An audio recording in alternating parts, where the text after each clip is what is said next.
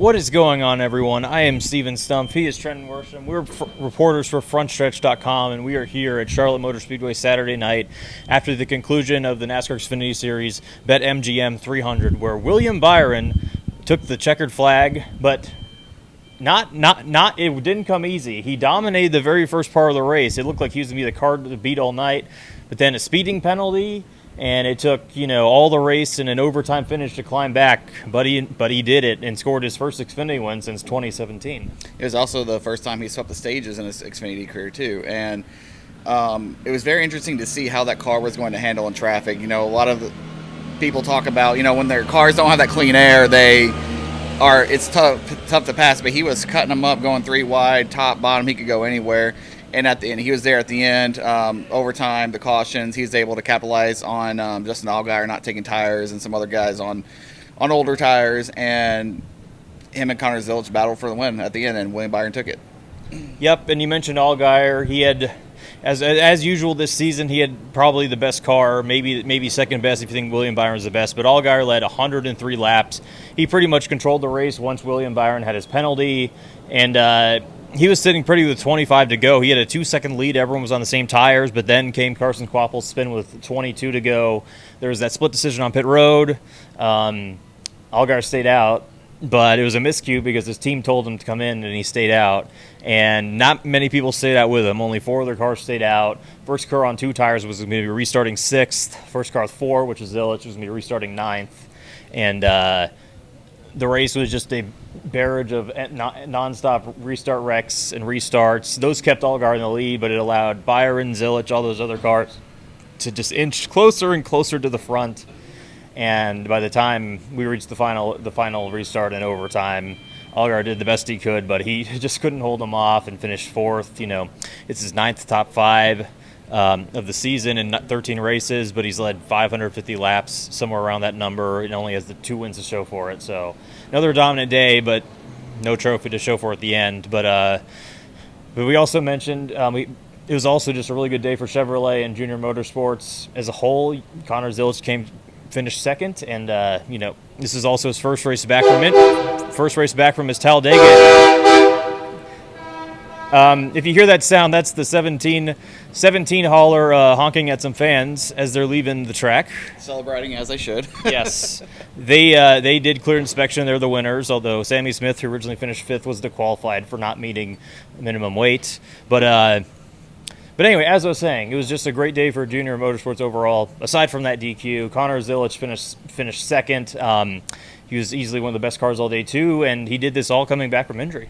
Yeah, he started 2nd. And finished 2nd. He had a little lull there where he was kind of mired back in traffic and stuff. But I was very curious about him doing this, 3 weeks after the wreck, 2 races and everything, and how he felt. He felt great. And before the race started, he said on the radio, "I really want to win this race," with like a passion that you can kind of tell would be a special moment if he did. And I asked him about that after the race, and it's because it was his hometown track, similar to William Byron, which is, as you said, his first win at his hometown track. And so, yeah, he said it was good to have a break and reset and everything. He felt fine. He is also in his 2nd Cup start, first on an oval, doing the 600 tomorrow as well. So I asked him how he felt about that, doing that endurance race that can test even the best Cup drivers, coming back after back injury.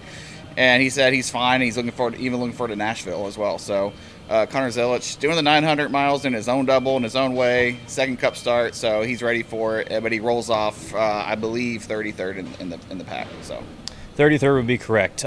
Some other quick hits before we shift gears and focus on previewing the 600 tomorrow. All the late crashes at the end. Misfortunate for Jeb Burton, Brennan Poole. Jeb blew a tire. Brennan Poole had a hard crash, But, that was one of the numerous wrecks at the end. But all those wrecks allowed some drivers to get really solid days. Dean Thompson recorded his first career top 5 in 5th. Josh Williams 6th. Ryan Ellis scored his first ever top 10 in 8th. When we interviewed him, he had tears. He said he had tears kind of rolling down his eyes, doing the pace, doing the cool down lap, getting out of the car. It was a long time coming for him. Those were some of the highlights of today. But It's been eventful and great weekend so far, and now we look ahead to the 600. As you said, Zilich making his first ever Cup start in an oval, and we got the thing that everyone's gonna be watching for this weekend. Kyle Larson going back to Indianapolis to do the double. I think every racing fan echoes this sentiment when we say, please rain, rain. If there's any weekend to go away, please go away this weekend. Yes. I did hear earlier today, obviously things can change, but around noon there were supposed to be some showers in Indy.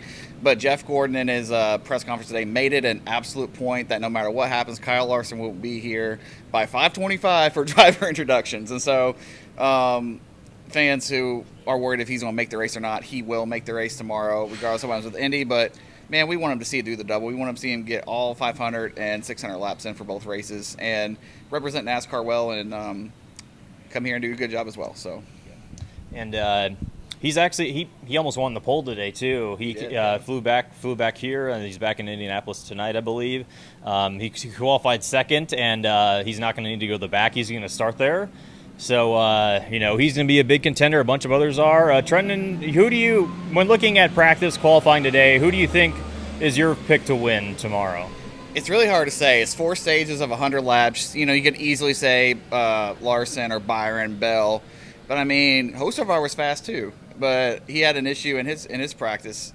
And Michael McDowell had some speed at some point too. Can those guys win it? I asked a couple guys today about consistently maintaining speed and stuff.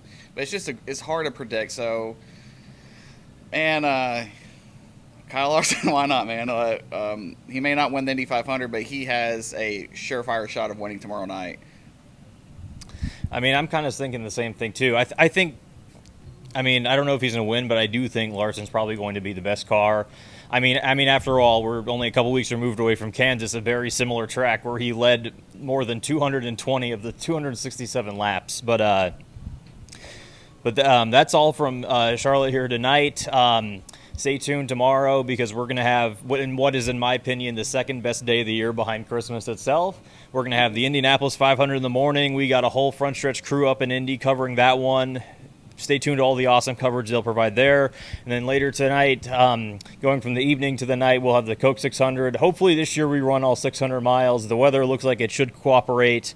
And, it's the greatest day, in my opinion, the greatest day of North American racing in the year.